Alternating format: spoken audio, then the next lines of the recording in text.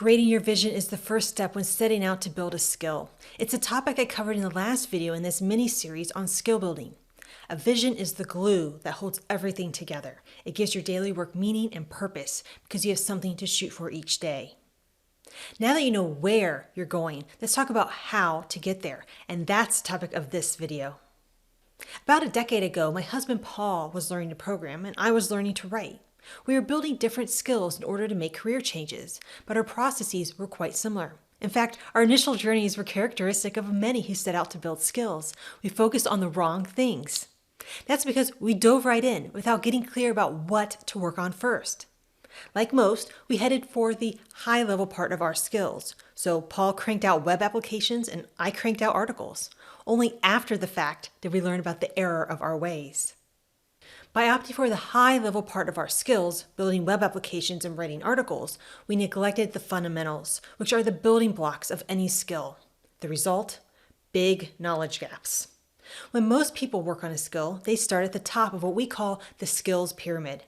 This is where the high-level skills are. Play the basketball game, paint the picture, play the song, in our case, build the program, or write the article. Starting at the top of the skills pyramid is a problem because it overlooks the lower level fundamental skills that support it. For example, say you're an aspiring basketball player. If you default to the top of the skills pyramid, you'll play game after game.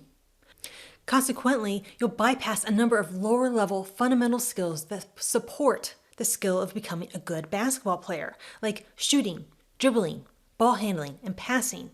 Now, to be clear, it's not to say that you should never work on the high-level part of your skill. You should. However, most people focus exclusively on the high-level skills and bypass the fundamentals altogether, and that's where the problem comes in. Imagine trying to do calculus without understanding arithmetic or algebra. Perhaps you can get by for a bit and learn some surface-level concepts, but learning a skill in depth requires a solid foundation of knowledge, one that emphasizes the fundamentals.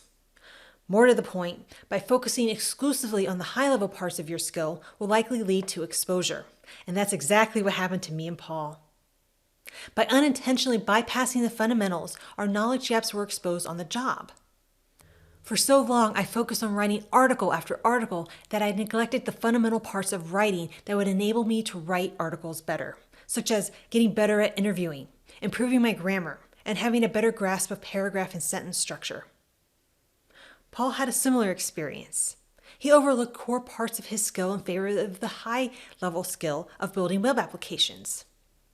It wasn't until he was forced to apply his knowledge during interviews and on the job that his knowledge gaps were revealed. Now, exposure does have a benefit. It generates awareness, and we both became acutely aware of what we needed to work on, the fundamentals of our respective crafts. In other words, we need to reconsider our skill building approach and work bottom up instead of top down. By taking what we call a bottom up approach to skill building, we began to develop the fundamental skills of our respective crafts. The bottom up approach towards skill building means to start at the bottom of the skills pyramid and work your way up. And this matters.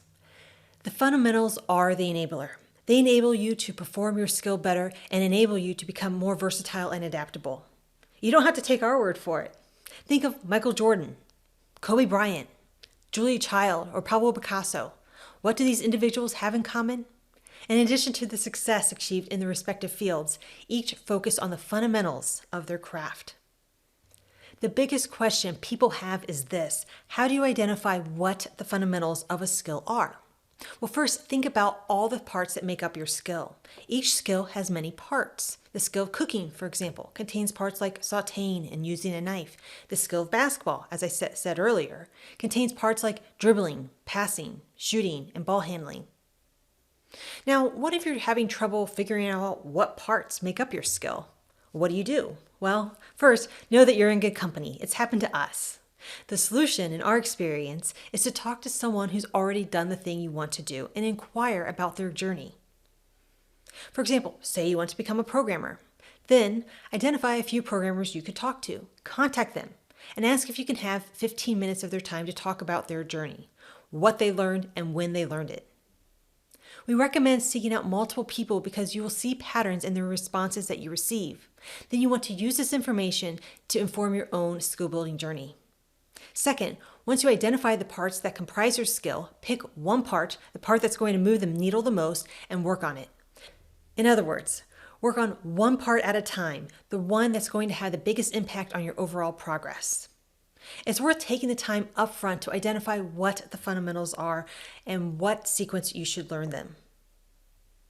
Doing so will make the skill building process much more manageable, because then it's very clear what you need to work on and when. It'll help you feel organized and in control of the process because you understand what needs to be done, and it will give you direction. Instead of wandering aimlessly down random paths, you understand where you need to go. If you followed along in this mini-series on skill building, then you're probably feeling pretty good about your skill building process, and you should.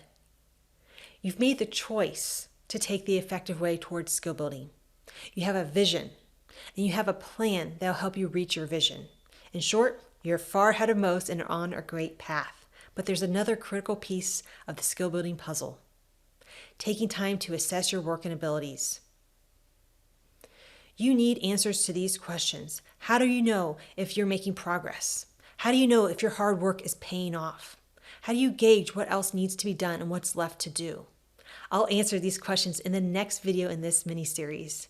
Thank you for sticking with me to the end. We'd love to hear from you, so please, as always, leave a comment below and let us know about your skill building journey.